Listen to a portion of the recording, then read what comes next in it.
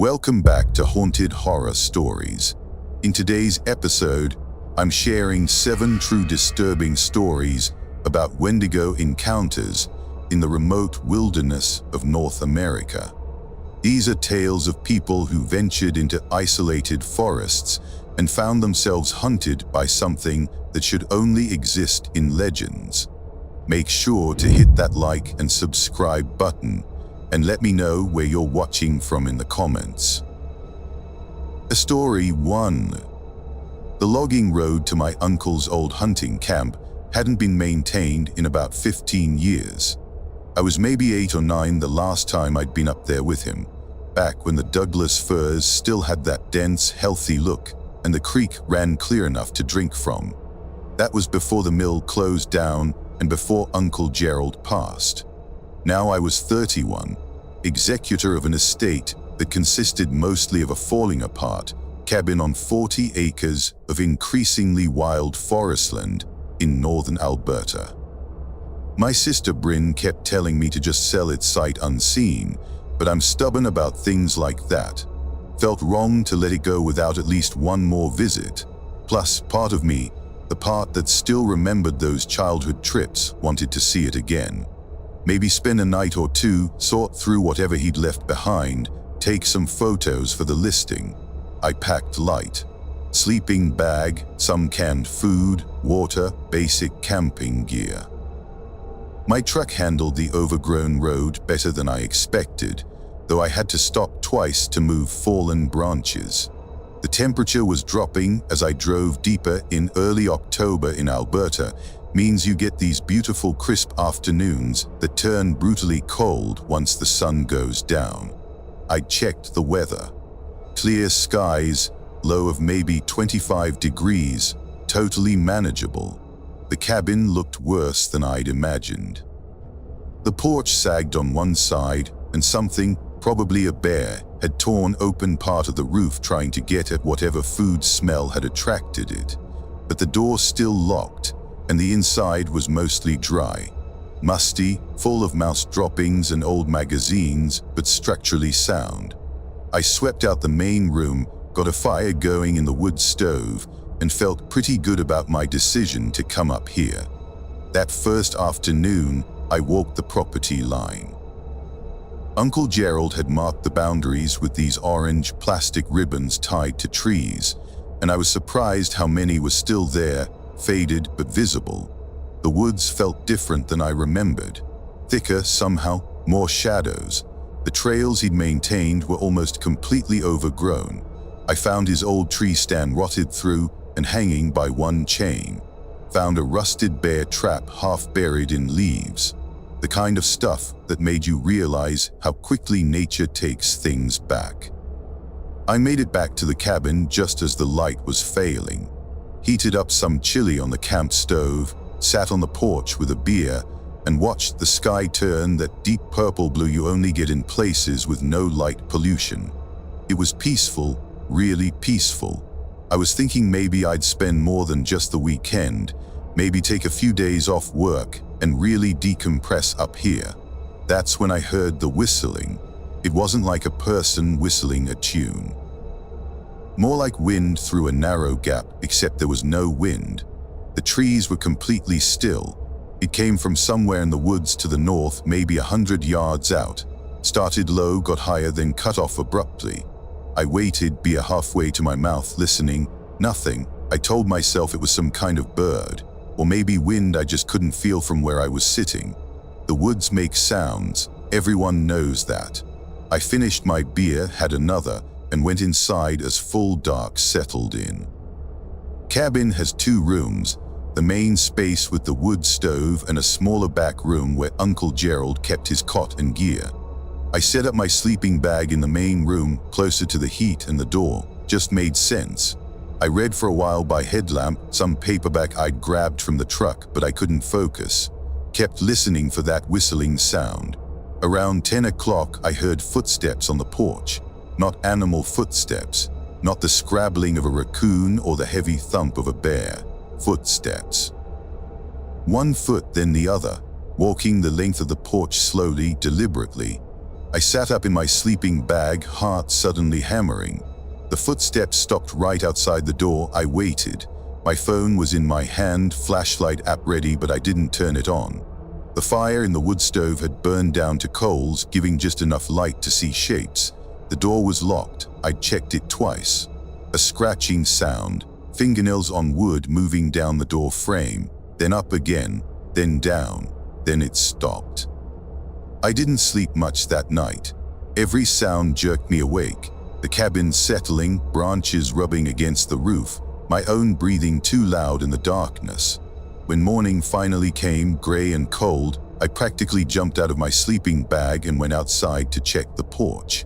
There were scratches on the door frame, fresh ones, long gouges in the wood, 4 parallel lines, like someone had dragged their fingernails down with real force. But the marks were too deep for fingernails. Too deep and too evenly spaced. I stood there in the cold morning air, staring at those marks, and felt my stomach drop, because there was something else. The porch was covered in a thin layer of dust and pine needles, and there were no footprints, not a single mark in the dust. Whatever had walked across that porch and scratched my door had left no trace except the gouges.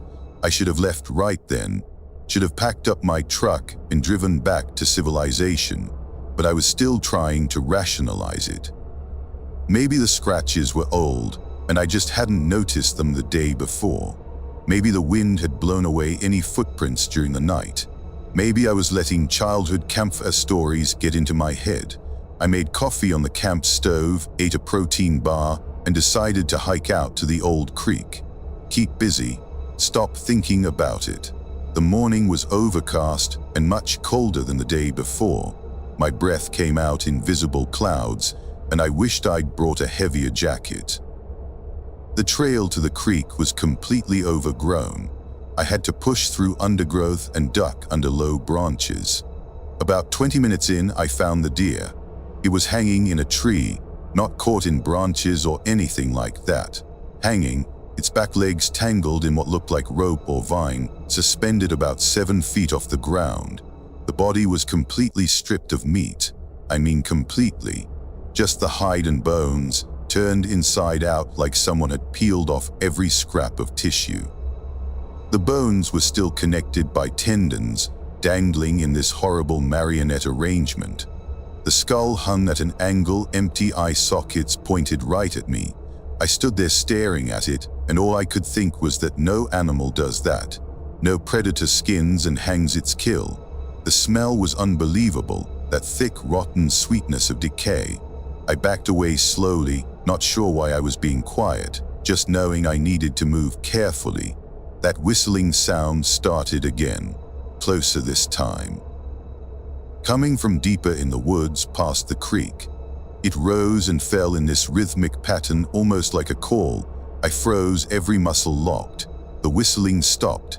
Then I heard movement, something big pushing through the undergrowth. Not toward me exactly, circling. I ran. I'm not proud of it, but I ran. Crashed back through the trail toward the cabin, branches whipping my face, my breath coming in panicked gasps. Behind me, I could hear it moving parallel to me, keeping pace. I caught glimpses through the trees, something pale and too tall, moving in this jerky, wrong way. Its limbs too long, head turning to track me as it ran. I made it back to the cabin, slammed the door, and shoved the old table in front of it. My hands were shaking so badly I could barely manage the lock. I grabbed my truck keys, ready to run for it, but then I looked out the window and saw it standing at the tree line. It was maybe 20 yards away, half hidden behind a thick spruce. Tall, 7 feet, maybe more. Skin stretched tight over its frame, ribs visible even from this distance. Its arms hung down past its knees and the joints bent wrong like they had extra articulation. But the worst part was its head. It turned toward the cabin and I could see its face. Gaunt, skeletal, with lips pulled back from teeth that were too large for its mouth. And its eyes, black and huge and fixed on me with this intelligence that made my skin crawl. It didn't move. Just stood there watching. I don't know how long we stared at each other.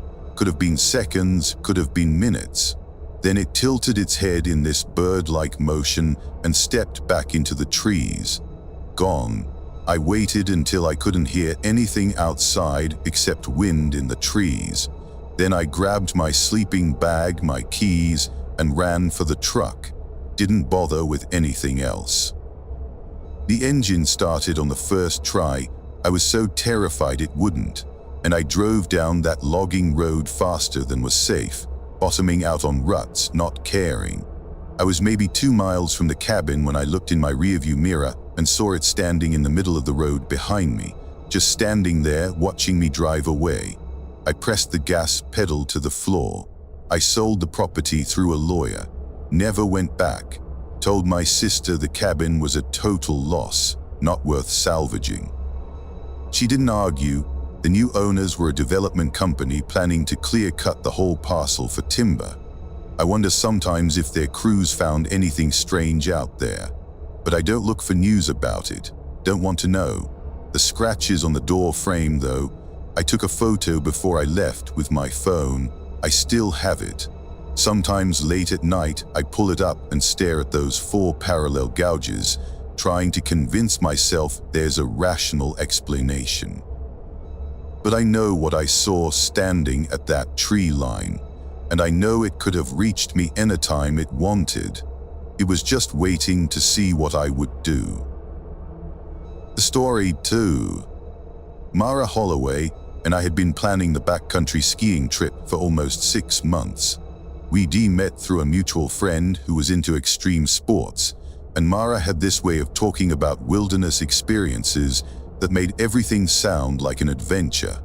She was probably mid-40s, one of those people who looked like they lived outside, all sun-worn skin and lean muscle.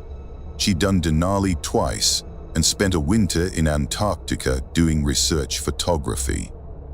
When she suggested we ski into the Porcupine Mountains in northern Michigan for 4 days, I said yes before really thinking about what I was agreeing to. I was 36 and in decent shape, but Mara was on another level. She mapped out this route that would take us about 12 miles into the backcountry, to a valley she'd heard about from some old logger who'd worked the area in the 70s. Remote, unspoiled, supposedly incredible terrain. We'd haul our gear on sleds, set up a base camp, and do day trips from there. We started the hike in on a Friday morning in late January. The temperature was hovering around 15 degrees, and the sky was that brilliant blue you only get in winter. Fresh snow had fallen 2 days before, leaving everything covered in this perfect white blanket. Our skis cut through powder like butter. For the first few hours, I felt like I was in some kind of outdoor gear commercial. Everything was beautiful and pure, and exactly what I'd hoped for. Mara set a strong pace. She'd done this route before, or something similar, and moved with the kind of confidence that comes from experience. I focused on keeping up, on matching her rhythm, on not complaining about the weight of my pack. We stopped twice to adjust our sleds and eat some trail mix. Mara pointed out animal tracks, deer, rabbit, what she thought might be wolf. The forest was quiet except for our breathing and the swish of our skis. Around 2 in the afternoon, we reached the valley. It was stunning, a wide bowl surrounded by hills covered in old-growth pine and bare hardwoods. The snow here was deeper, pristine, unmarked. Mara grinned at me, her face red from exertion and cold. "This is it," she said. "This is exactly what I remembered." We set up camp at the northern edge of the valley, in a slight depression that gave us some protection from wind. Mara's tent was a serious expedition model, rated for Arctic conditions. Mine was less impressive but still adequate. We got our stoves going, melted snow for water, and made some dehydrated camping food that tasted better than it had any right to. As the sun set, the temperature dropped fast. I'm talking brutal cold, the kind where breathing hurts your lungs. Mara seemed unfazed. She sat outside her tent in her down parka, smoking a small joint and looking up at the stars. I joined her for a while, though I was too cold to really enjoy it. The sky was incredible, so many stars they looked like powder spilled across black fabric. No moon, just stars and silence and cold. You ever hear the local stories about this area? Mara asked suddenly. I shook my head. The Ojibwe have some legends about these woods, she said, supposed to be haunted by something. The guy who told me about this valley, the old logger, he wouldn't come back here. Said his crew lost someone out here in the 50s. Guy just vanished during a shift. They found his equipment, but nothing else. I felt a small chill that had nothing to do with the temperature. Why didn't you mention this before? Mara shrugged. Every wilderness has stories. It's just part of the culture. Doesn't mean anything. I went to bed shortly after that, burrowing into my sleeping bag with all my layers still on. The cold was intense. I could feel it seeping through the tent floor, through my sleeping pad, into my bones. I fell asleep listening to the absolute silence outside. I woke up maybe 3 hours later to the sound of someone calling my name. Alex, Alex, wake up. It was Mara's voice, but muffled, coming from outside. I sat up, confused and disoriented, my breath fogged in the darkness of the tent. Alex, I need help. I fumbled for my headlamp, turned it on, and unzipped my sleeping bag. The cold hit me immediately. I pulled on my boots and jacket and opened the tent flap. Mara's tent was dark, no light inside. I aimed my headlamp at it. Mara. No response. Mara, is that you? The voice came again, but this time from the other direction, from the woods behind my tent. Alex, please, I'm hurt. My blood went cold, because Mara's voice was coming from the woods, but I could now hear shuffling inside her tent. Someone was in there. Someone was definitely moving around in her tent. Mara, I called toward her tent, my voice shaking. The tent unzipped from the inside, and Mara's head poked out. She looked half asleep and annoyed.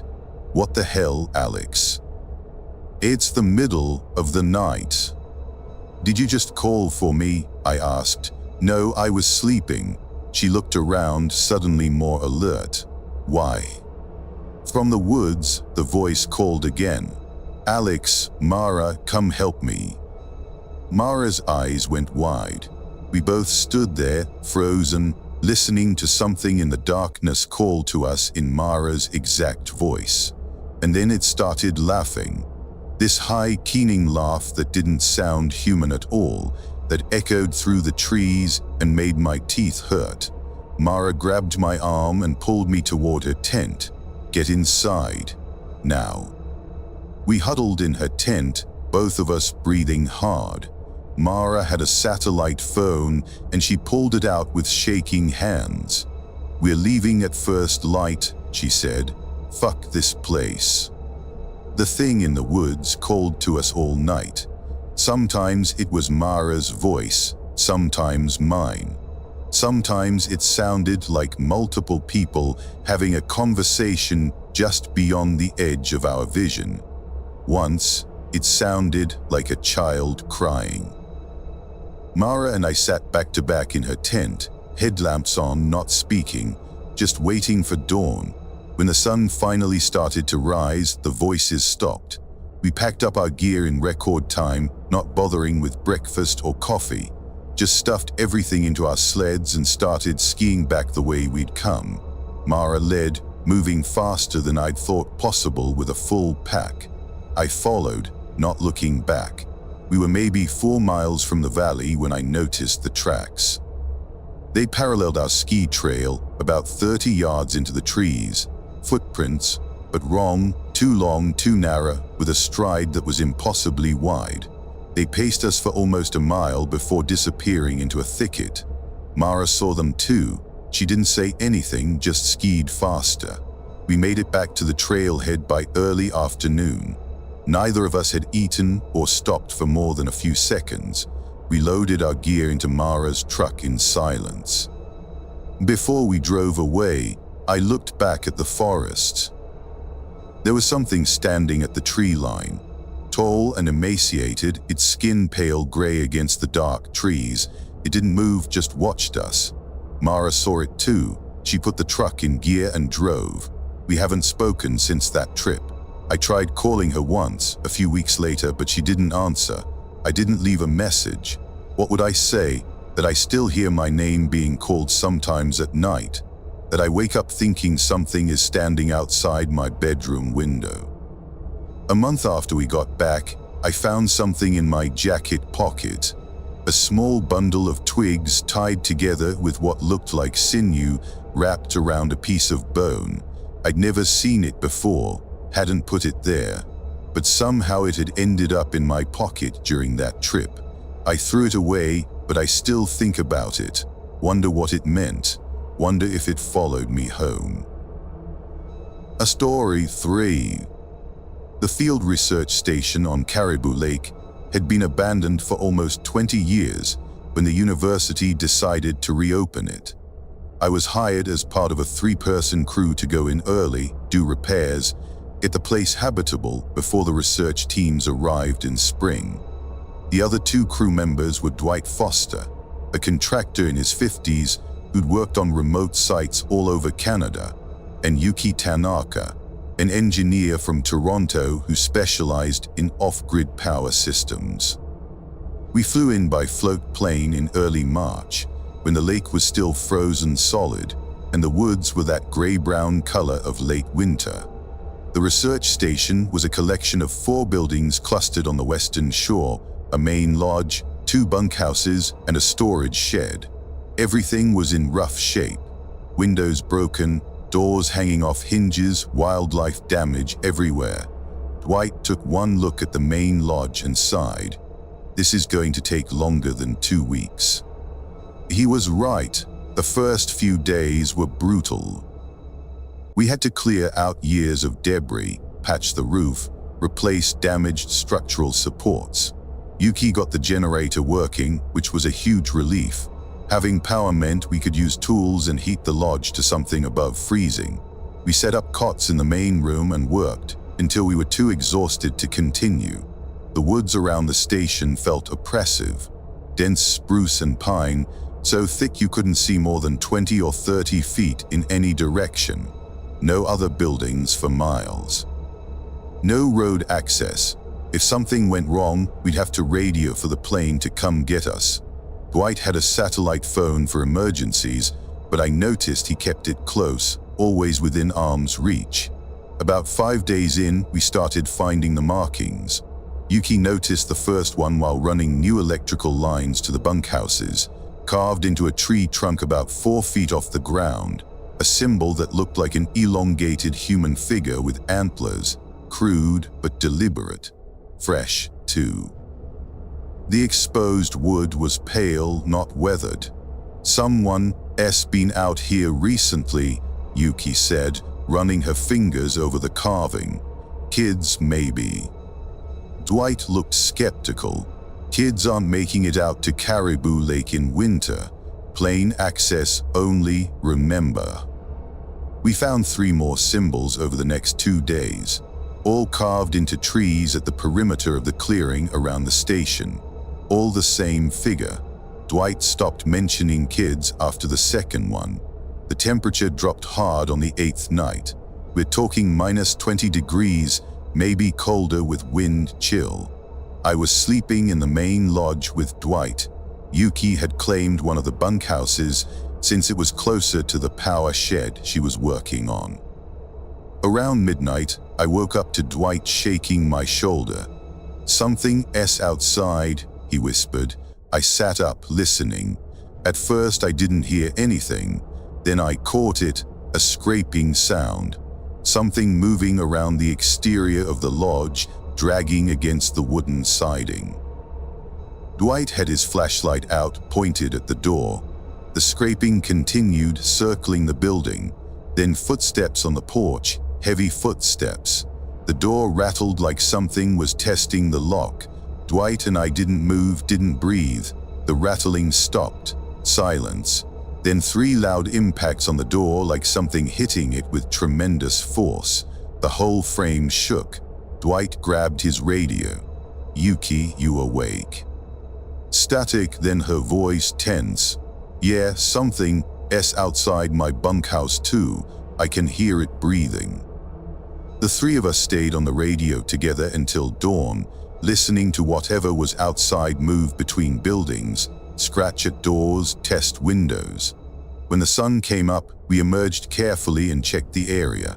Tracks everywhere. Huge footprints in the snow, too large and oddly proportioned to be human. They circled all 4 buildings, approached each door and window, then led off into the woods to the north. Dwight measured 1 print with his boot. It was almost twice the size of his foot, with a strange, elongated shape. And there was something else, a smell lingering in the air, rotten and sweet like spoiled meat. "We should call for pickup," Yuki said quietly. Dwight nodded. "Yeah, I think you're right." But when he tried the satellite phone, it wouldn't connect. He tried for an hour, adjusting the antenna, moving to different locations. Nothing. The radio had limited range. We could talk to each other, but we couldn't reach anyone outside the area. We were stuck until our scheduled pickup in 6 days. We stayed together after that, all 3 of us sleeping in the main lodge. Work during daylight hours, locked ourselves in before dark. Every night, the thing came back. Sometimes it just circled the buildings. Sometimes it scratched at the walls or threw what sounded like rocks at the roof. Once, we heard it on the roof itself, footsteps moving overhead, boards creaking under its weight. On the 12th night, Yuki was doing a final check of the generator before we locked up. Dwight and I were inside the lodge, getting dinner ready. She'd been gone maybe 10 minutes when we heard her scream. We ran, grabbed flashlights and ran out into the dusk toward the power shed. Yuki was standing in the snow between the shed and the main lodge, her flashlight beam shaking wildly. She was pointing at something in the trees. "There," she gasped. "There, did you see it?" I looked where she was pointing and felt everything inside me go cold. Something was standing about 40 yards into the woods, partially obscured by trees. It was tall, impossibly tall, 7 or 8 feet, maybe more. Its body was skeletal, ribs visible even from this distance. But it was the antlers that made me stop breathing. Massive antlers jutting from its head, branching into sharp points. And its face. Even in the low light, I could see its face. Gaunt, almost skull-like, with a mouth that hung open too wide. It didn't move, just stood there watching us. Then it tilted its head and I heard this clicking sound, like teeth chattering but louder, faster. The clicking got higher pitched, turned into that whistling we'd been hearing every night from a distance.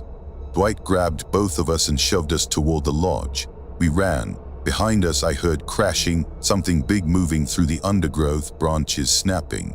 We made it inside, slammed the door, and I helped Dwight drag a heavy workbench in front of it.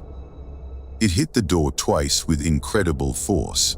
I saw the wood splinter around the frame. Then silence. We waited, all 3 of us standing in the middle of the room, flashlights pointed at the door. A scratching sound at the window. We turned. It was looking in at us. Its face pressed against the glass, breath fogging the pain. Those black eyes locked onto mine, and I felt like I was falling into them. Its mouth opened wider, impossibly wide, and I could see rows of yellowed teeth, too many teeth. Then it was gone. We huddled in that lodge for 4 more days. Didn't go outside except in pairs during full daylight. Barely slept. The thing came back every night, circling, scratching, sometimes just standing at the edge of the clearing where we could see it from the windows. When the float plane finally came, we didn't explain anything to the pilot. Just loaded our gear and left. The university asked why we didn't complete the work. Dwight told them about structural issues and safety concerns. Didn't mention anything else. I kept one thing from that trip. A Polaroid that Yuki took our first day there, showing the main lodge and the clearing. I didn't notice until weeks later, but if you look closely at the tree line in the background, there's something standing there. Tall and thin, with what might be antlers. It was watching us from the start. The research station is still abandoned. University scrapped the project after our preliminary report.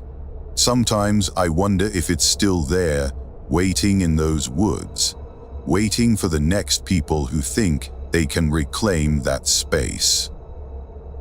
The story 4. I was driving from Thunder Bay to Winnipeg when my truck started making this grinding sound from the transmission. It was late afternoon in November, already getting dark, and I was on one of those remote highways where you can drive for an hour without seeing another car. The grinding got worse, and I realized I wasn't going to make it to the next town without stopping. There was a turnoff ahead, marked with a weather-beaten sign I could barely read. Something about a provincial forest access road. I took it, figuring I'd pull over, check the transmission fluid, and hopefully limp my way back to the highway. The road was unpaved, just 2 ruts through the trees. I drove slowly, transmission whining, until I found a wider spot and pulled over. I'm not great with vehicles, but I know enough to check basics. Popped the hood, grabbed my flashlight, and looked at the engine. Everything seemed intact. The transmission fluid was low, but not empty. I added some from the spare bottle I keep in the truck bed and figured I'd give it a few minutes to settle before attempting to drive out. That's when I realized how quiet it was. No birds, no wind, just absolute silence. The kind of quiet that feels wrong, like the forest is holding its breath. I closed the hood and stood there in the gathering darkness, listening. My truck ticked as the engine cooled. That was the only sound. I was about to get back in and try starting the engine when I saw the tree. It was about 20 yards into the woods, off to my right. A large birch tree, pale bark almost glowing in the dim light, and there was something tied to it. I walked closer, curiosity overriding caution, and felt my stomach drop. It was a deer's skull, fresh, with bits of tissue still clinging to it. But someone had arranged it deliberately, wired it to the tree trunk at eye level, and surrounded it with what looked like small bones arranged in a circle. And there was something else. Symbols carved into the bark above the skull. Sharp, angular marks that looked almost like writing, but in no alphabet I recognized. I backed away from the tree, my heart suddenly racing. This was someone's territory, someone who did weird ritualistic things with animal remains. I needed to leave. Now, I turned back toward my truck and froze. There were footprints in the dirt leading away from my vehicle. Large footprints, bare feet, but wrong. The toes were too long, too spread out. And the prints were fresh. I would have noticed them before, which meant whatever made them had approached while I was looking at the skull. I ran to my truck, fumbled with the keys and got inside, locked the doors. My hands were shaking so badly I could barely get the key in the ignition. The engine turned over once, twice, then caught. The grinding sound was worse, but I didn't care. I threw it in reverse and started backing down the road. Something moved in my headlights. A flash of pale skin, too tall. Wrong proportions. It vanished into the trees before I could process what I'd seen. I kept backing up, my truck's reverse lights illuminating the narrow road. The grinding sound from the transmission was getting louder, the whole vehicle shuddering. Then I saw it standing in the road behind me. I slammed on the brakes. It was maybe 30 feet away, directly in my path, illuminated by my reverse lights. Tall, at least 7 feet. Skeletal. Its skin was pulled tight over its bones, a grayish-white color that looked diseased. Its arms hung down almost to its knees. But it was the face that made me make this sound, this involuntary whimper. The face was vaguely human but stretched, elongated. The jaw was too large, and when it opened its mouth I could see teeth. So many teeth. It took a step toward my truck. I shifted into drive and gunned it, truck lurching forward. I heard something hit the back of the vehicle, a heavy impact that made the whole frame shake. I didn't look back. Just drove forward on that narrow road, branches scraping the sides of my truck, transmission screaming. The road seemed to go on forever, winding through the dark woods. I kept expecting the thing to appear in front of me to block the road. When I finally reached the highway, I didn't stop. Drove for another 2 hours on that failing transmission until I reached a gas station outside a small town. Pulled into the parking lot and just sat there, engine running, shaking. There was a dent in my truck's tailgate, a huge dent like something had punched it. And there were scratches in the paint, 4 parallel gouges on each side of the dent, like fingers, like something had tried to grab hold of my truck and pull itself up. I had the truck looked at by a mechanic in Winnipeg. He fixed the transmission, did some body work on the tailgate, asked me what the hell I'd hit. I told him I didn't know, told him I must have backed into a tree branch or something. He didn't look convinced. "These scratches," he said, running his hand over them, "they're deep. And the pattern, I don't know, man, it looks like something clawed your truck." I sold that truck 3 months later. Couldn't drive it anymore without thinking about that thing standing in the road, its mouth hanging open, too many teeth visible in my reverse lights. Sometimes I still dream about it. Dream that I'm driving down that forest access road and my transmission starts grinding again. And this time, when I look in my rearview mirror, it's already in the truck bed, crawling toward the rear window. The story 5. My cousin Silas invited me to his cabin in northern Minnesota for a hunting trip. This was maybe 5 years ago, late November. Silas and I had grown up together in Duluth, and we'd done plenty of hunting trips over the years, but this was a new property he'd bought, 80 acres bordering the Superior National Forest. He'd been bragging about it for months. Remote, full of deer, completely private. I drove up on a Friday afternoon, navigating increasingly narrow roads until I found the turnoff to his property. The cabin was nice, not fancy, but well-built and spacious. Solar panels on the roof, a good propane heat. Silas had clearly put some money into it. He was waiting on the porch when I pulled up, beer in hand, grinning. "Wait till you see the deer stand I built," he said. "Quarter-mile north, perfect sight lines." We spent the evening drinking beer and catching up.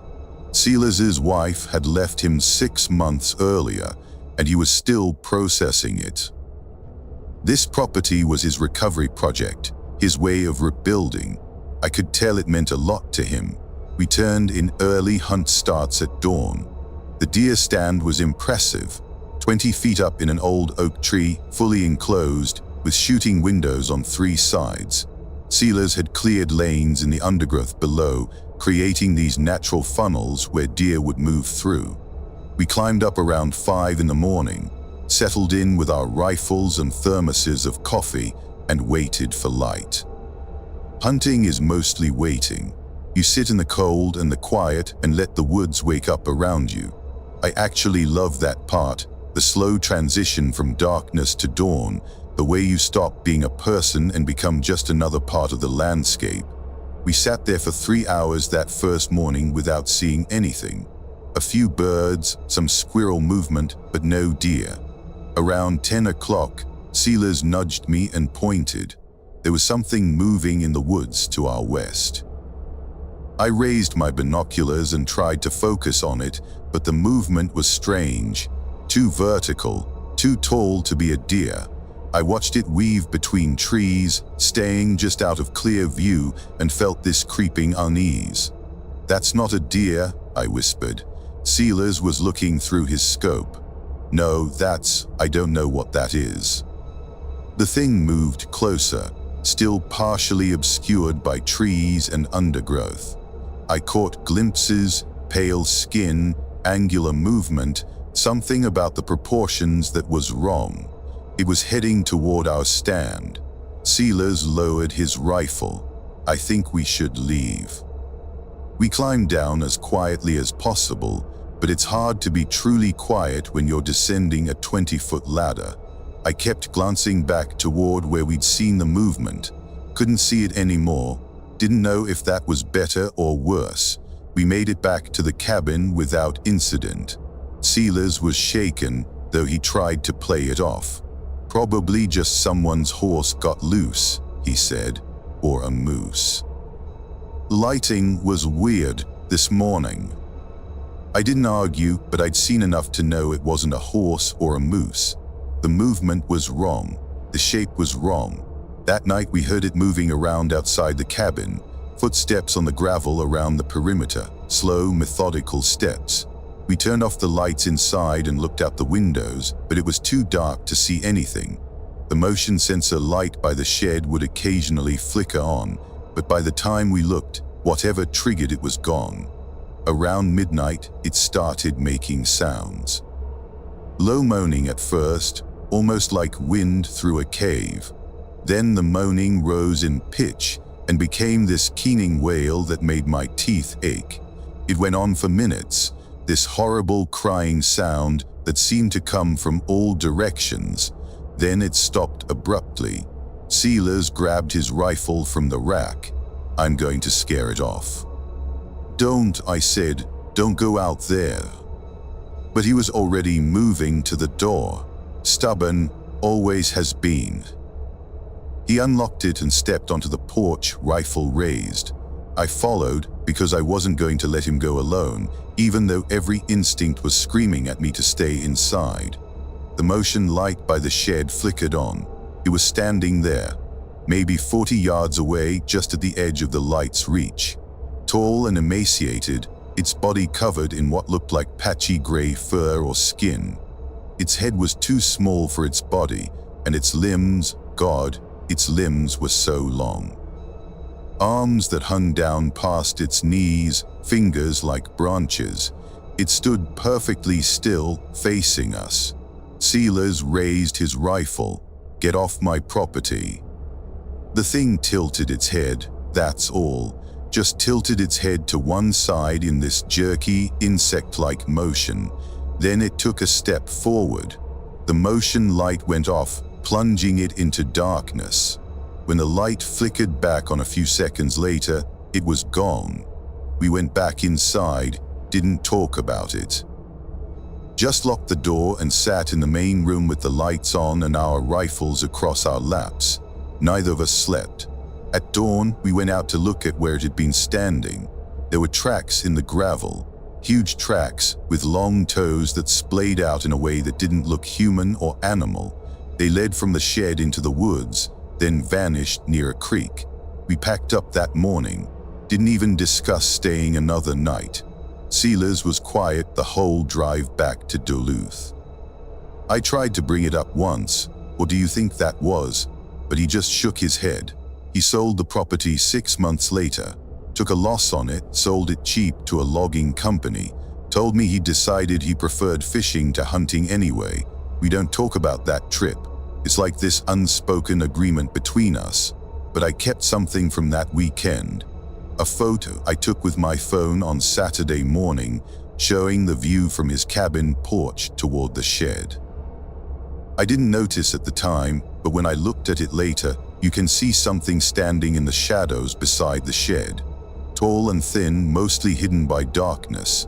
Its eyes catch the light, 2 bright points staring directly at the camera. I should delete that photo. I've tried multiple times, but something stops me. Like if I delete it, I'll be pretending it never happened. And I need to remember that there are things in those woods that don't belong in any category we have names for. A story 6. The research team I was part of was studying wolf migration patterns in the Northwest Territories. Our base camp was set up about 80 kilometers from Yellowknife, accessible only by helicopter during winter months. The team consisted of 6 people: me, Dr. Helena Voss, lead researcher, 2 graduate students named Jordan and Preeti, a pilot named Tamaz, and a local guide named Jacob Everett.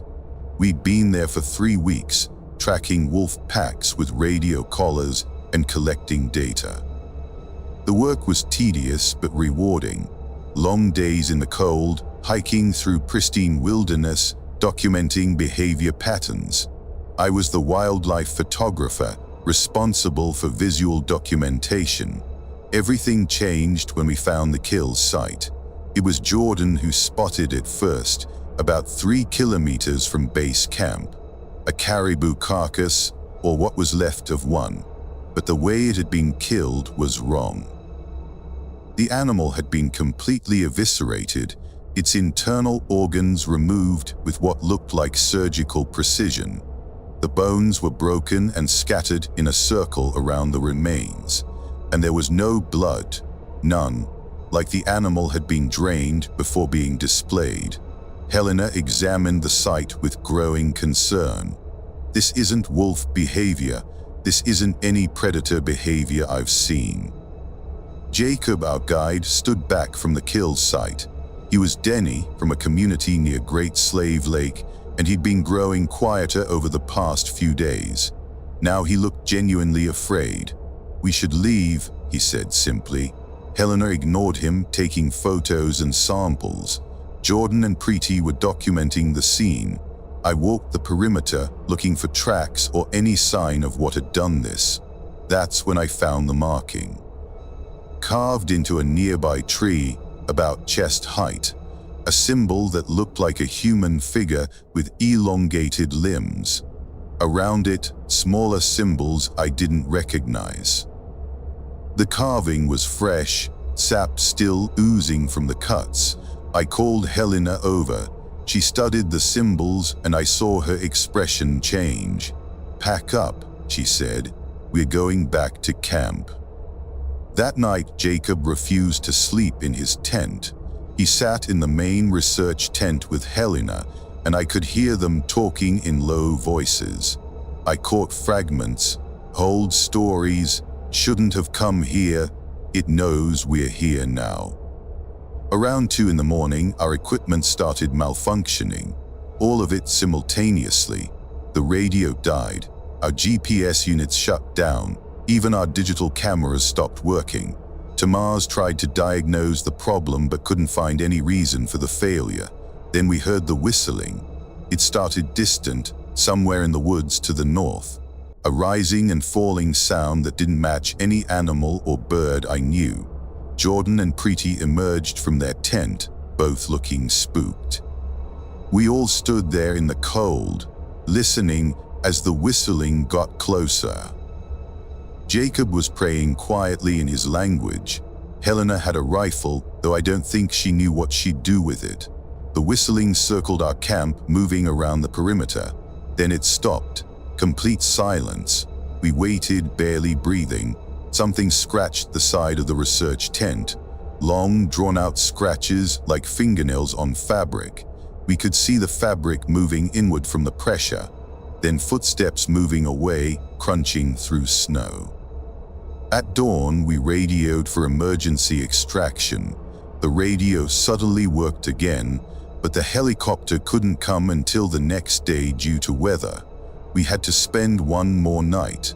Jacob was adamant. "Don't go into the woods. Stay together. Don't respond if you hear voices." "Voices?" Preeti asked. "It will call to you," Jacob said. "Use voices you know, don't listen." That second night was the longest of my life. The thing came back, circling our camp, making sounds that shifted from whistling to what sounded like human speech. I heard my mother's voice calling my name. I heard Helena's voice saying she needed help. Jordan heard his girlfriend. Preeti heard her brother. We stayed in the research tent, all 6 of us huddled together. At some point in the night, something hit the tent with tremendous force, nearly collapsing it. Jacob held up a small bundle of herbs and bone, speaking rapidly in his language. The attack stopped. When the helicopter finally came, we abandoned everything except our personal gear. Left all the research equipment, the tents, everything, just got on that helicopter and left. Helena tried to file a report about what happened, but the university administration wasn't interested. Equipment failure, isolation stress, mass hallucination brought on by extreme conditions. Pick your explanation. The project was scrapped, but I kept the photos I'd taken. They were on a memory card in my pocket, and unlike the cameras, the card wasn't corrupted. There's one photo in particular I can't stop looking at. It was taken automatically by one of our trail cameras, triggered by movement. It shows our camp at night, illuminated by our lanterns. And standing just outside the circle of light, barely visible, is something tall and skeletal. Its arms are too long, its head is misshapen, and it's looking directly at the camera. I showed the photo to Jacob once, months later. He looked at it for a long time, then handed it back to me. "That's what was hunting us," I said. "What is it?" He shook his head. "There's no English word for it, but my grandfather told me stories. Said there are places in the north where something still lives, something that remembers when humans were prey." I don't do field research anymore. Now I work in a lab in Vancouver, analyzing data other people collect. Sometimes at night, though, I still hear that whistling. And I wonder if it's still out there, in those woods we abandoned, waiting for the next research team that stumbles into its territory. A story 7. I was working for a forestry company doing timber surveys in Quebec's northern wilderness. The job was straightforward: hike into designated areas, assess tree density and health, mark areas for potential logging. It was solitary work, which suited me fine. I'd spend days at a time camping alone, moving through remote forest tracts with just my gear and my survey equipment. In late October, I was assigned a section near Lac du Diable, Devil's Lake. The name should have been a warning, but I'd worked in places with ominous names before, usually just local folklore, nothing to worry about. The helicopter dropped me at the southern end of the lake with enough supplies for 5 days. I'd work my way north along the shore, surveying as I went, and get picked up at the predetermined extraction point. The first 2 days were routine. Dense boreal forest, mostly spruce and fir. Good timber quality, minimal undergrowth.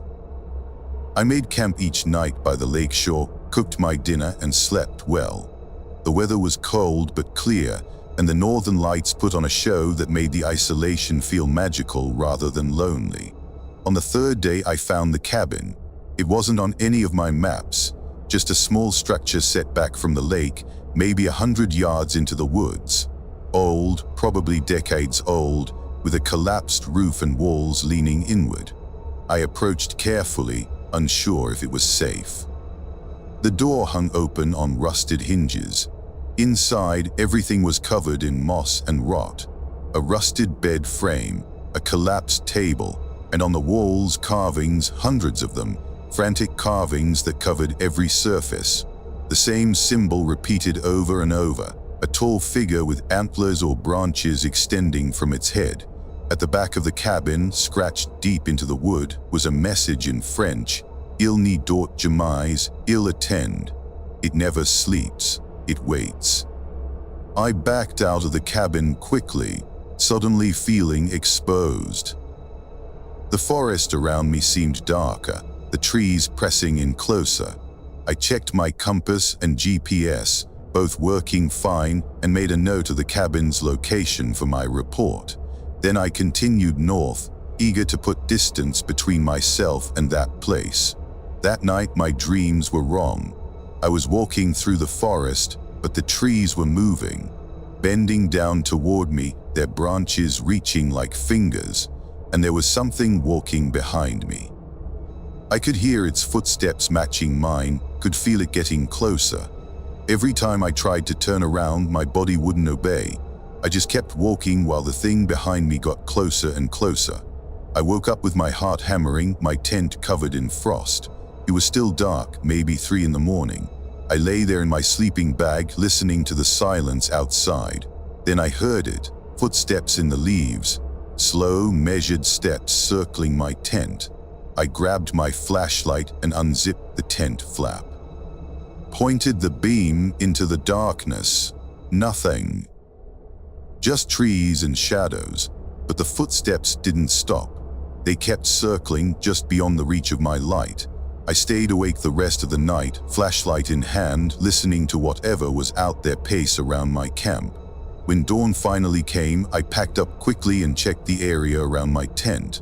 There were tracks, huge tracks barefoot with elongated toes. They made a complete circle around where I'd slept. I should have radioed for early extraction, should have abandoned the survey and gotten out. But I was only 1 day from the pickup point, and some stubborn part of me didn't want to give up. I'd worked remote locations for years without incident. Whatever had circled my tent, bear, moose, whatever it had left, I'd be fine. I was wrong. That 4th day, I kept seeing it in my peripheral vision. Flashes of something pale moving between the trees, always just out of clear sight. At first I thought it was my imagination, stress, and lack of sleep. But then I'd turn and see a branch still swaying where something had moved past. See disturbed undergrowth. Twice I found fresh tracks in soft earth along the shoreline. By afternoon I knew it was following me. I stopped for a break around 3 o'clock, eating a protein bar and trying to rationalize what was happening. Wildlife encounter. Large animal, possibly aggressive, tracking me out of territory concern. I dealt with bears before. This was manageable. I had bear spray, had a flare gun. I'd be fine. Then it called to me, "Help me," my own voice coming from the woods. "Please, I'm hurt." I froze, protein bar halfway to my mouth. It was my voice. Exact. Same inflection, same tone. "Please," I fell. "I think my leg is broken." It was coming from about 50 yards into the woods, off the lake shore. I stood up slowly, every instinct screaming that this was wrong. "Help me, please." I ran, dropped my pack and ran north along the shoreline, crashing through undergrowths. Behind me I heard movement, large, heavy movement keeping pace. I risked a glance back and saw it. It was racing through the trees parallel to my path. Tall, impossibly tall, its body skeletal and pale. It moved in this loping, wrong way, its 2 long arms swinging. Its head turned toward me and I saw its face. Elongated, with a mouth that gaped open, showing teeth. And antlers, massive, branching antlers that caught on branches as it ran. I ran harder than I've ever run in my life. My lungs burned. My legs felt like they'd give out. But I didn't stop, couldn't stop. Behind me I could hear it crashing through the forest, gaining on me. I broke out of the trees onto a rocky beach. The extraction point was supposed to be another 5 kilometers north, but I could see it across the lake, a cleared area on the far shore. I made a decision, dropped everything except my emergency beacon and ran into the water.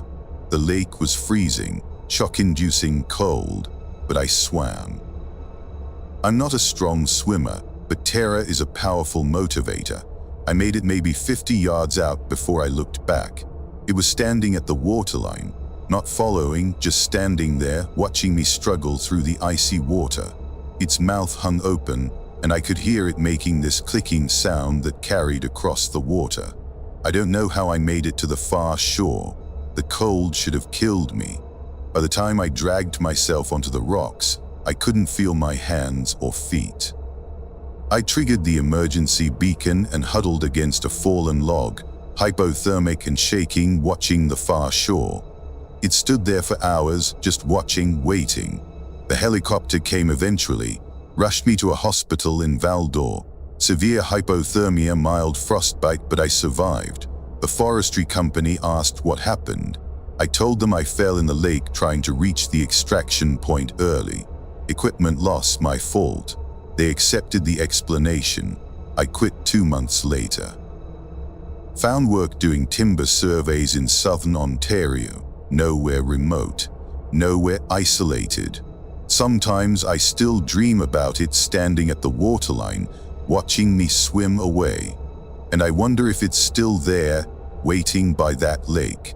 Waiting for the next surveyor who wanders into its territory and doesn't leave fast enough. Thanks for watching.